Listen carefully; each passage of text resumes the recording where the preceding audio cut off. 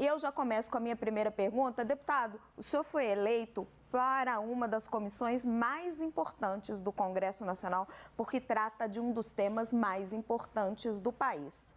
E qual é um dos grandes problemas? Abandono da escola e repetência.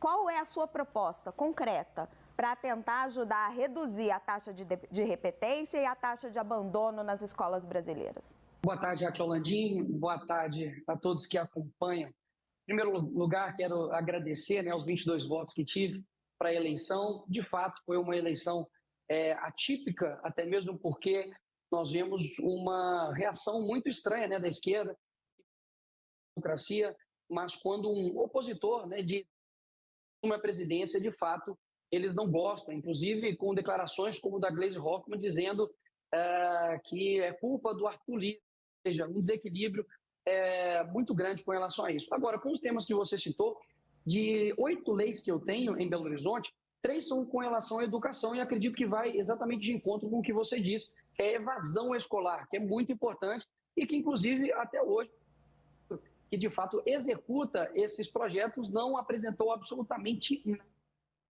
Temos sim algumas propostas, como, por exemplo, a prioridade na matrícula de filhos. Aqui em Belo Horizonte, isso já é uma realidade que reduz a onerosidade, faz com que os pais tenham maior economia e praticidade em colocar o seu filho na mesma escola. Isso é um projeto meu que se tornou lei aqui em Belo Horizonte. Nós também colocamos uma lei que aplica no contraturno das escolas educação financeira e noções de direito para esses alunos do ensino básico.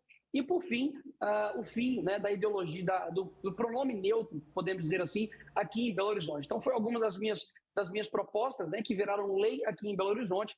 E, obviamente, que a comissão ela vai tratar desses temas. Temos aí o PNE, que vai tratar a respeito dos próximos 10 anos de educação no Brasil.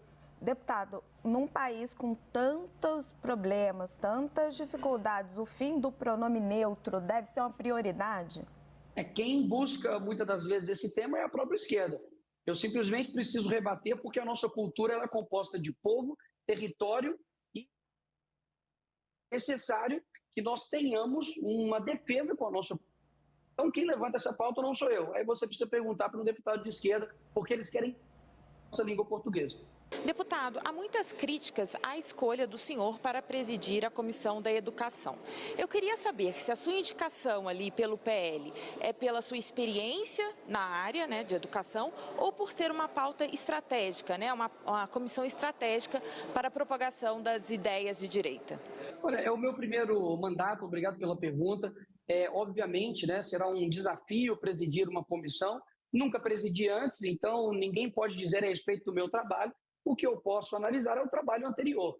Muitos, inclusive, que vieram me criticar a respeito da falta de experiência, dizendo que pessoas anteriores, políticos, trabalharam anos e anos em prol da educação no Brasil, eu aconselho a eles a não fazerem isso. Afinal de contas, eles estão se gabando pela atual educação do Brasil. A atual educação do Brasil na 53ª do ranking, que tem tido aí cortes na verba, tanto para repasses das universidades federais, quanto também para a educação básica. Então, de fato, eu acredito que foi, sim, uma indicação técnica, uma indicação de alguém que está realizando um trabalho que tem representatividade. E eu tenho certeza que eu saio um pouco aí de debatedor e passo a ser um moderador, porque eu acredito que os papéis são diferentes e, diferentemente da democracia relativa, terá democracia na nossa comissão. Deputado, aborto. Aborto é uma pauta muito importante para a direita, que é radicalmente contra, mas para evitar que as meninas engravidem, elas precisam de educação sexual nas escolas.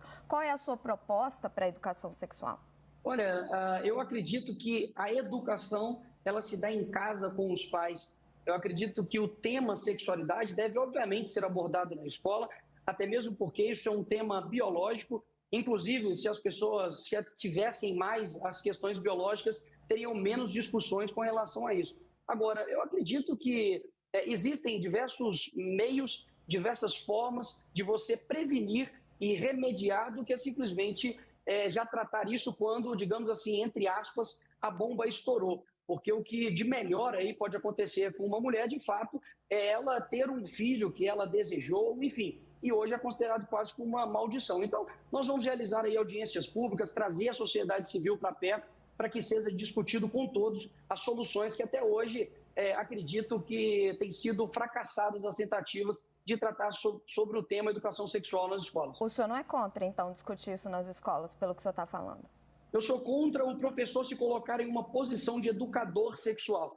Eu acredito que o que ultrapassar da biologia, do conhecimento necessário, passa-se a sala de aula a ser uma ideologia desnecessária.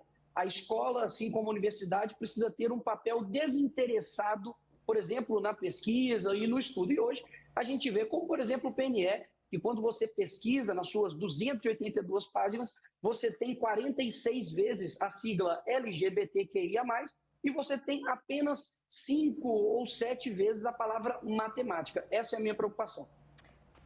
Da resistência que a gente vê a alguns setores da esquerda e a indicação do senhor na Comissão de Educação tem a ver com uma manifestação que o senhor fez no ano passado, exatamente um ano atrás, na verdade, quando o senhor compareceu ali na tribuna da Câmara usando uma peruca e ali fez uma série de referências à população transexual. Aquilo foi muito mal recebido.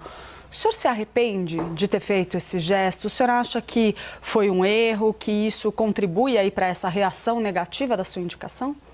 Basicamente, tudo aquilo que a esquerda tem para me atacar é um ato que eu fiz para exemplificar o que acontece. Um homem se sentindo mulher. Eu não sei quanto a você, eu de fato aqui sou entrevistado, mas eu poderia te perguntar, o que você acha da minha peruca? Foi ridículo? Pois é, eu também acho homens que fazem isso dessa mesma maneira. Então, eu não me arrependo, fiz uma elucidação de um exemplo e eu teria vergonha se eu fosse condenado em 3 instâncias. Eu teria vergonha se eu tivesse sido pego com dinheiro na... vergonha de defender. Não tenho alguma. Deputado, o senhor fala em combater a doutrinação nas escolas. Isso, na verdade, não é a senha para promover uma perseguição aos professores, sobretudo uma perseguição de direita? Não seria uma espécie de macartismo? Pelo contrário. Obrigado pela pergunta, Pedro. Eu digo o seguinte, hoje, se você quer ser perseguido nas escolas ou nas universidades, principalmente, tem opinião de direita ou conservadora. Eu sofri isso na pele durante 5 anos na Universidade PUC Minas, onde eu me formei em Direito. E quando nós dizemos em combater a doutrinação, é porque é uma pesquisa empírica.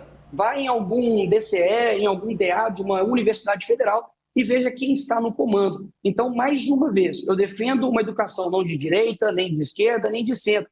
Eu defendo uma educação, de fato, que tenha o interesse da produção de conhecimento. E as nossas universidades não têm feito isso. Roger Kimball, inclusive, tem um livro chamado Radicais das Universidades, que indico a leitura aí para todos. Deputado, o senhor já avalia convocar o ministro da Educação e, em caso positivo, qual seria o motivo? Tem um motivo concreto ou seria mais ali pelo espetáculo? Raquel, eu não estou na política por espetáculo, jamais irei tomar nenhuma decisão nesse sentido. As decisões vão ser tomadas, obviamente, em conjunto. Serei o presidente dessa comissão, mas é uma responsabilidade muito grande. É claro que a gente avalia sim, e caso viesse, eu acredito que tem diversos temas para ser questionado, como, por exemplo, os cortes para as universidades federais, né, de mais de 300 milhões somados com a educação básica, porque a extinção da Secretaria de Alfabetização criada no governo Bolsonaro e também o fim do programa de escolas cívico-militares, que também foi extinto nesse governo. Então, de fato, existem diversos questionamentos a serem feitos para o ministro e é uma possibilidade, sim, de fato, mas com certeza em um futuro que nós vamos decidir isso em conjunto. Nós entrevistamos o deputado Nicolas Ferreira, o novo presidente da Comissão de Educação na Câmara dos Deputados. Deputado, agradeço muito a sua presença e os esclarecimentos aqui ao CNN 360. Obrigado, Raquel. Obrigado.